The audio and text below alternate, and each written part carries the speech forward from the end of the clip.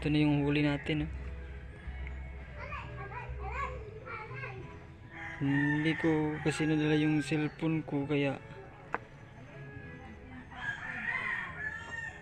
hindi ko na video. So guys, mga 2 kilo to tinimbang ko kanina. Ito.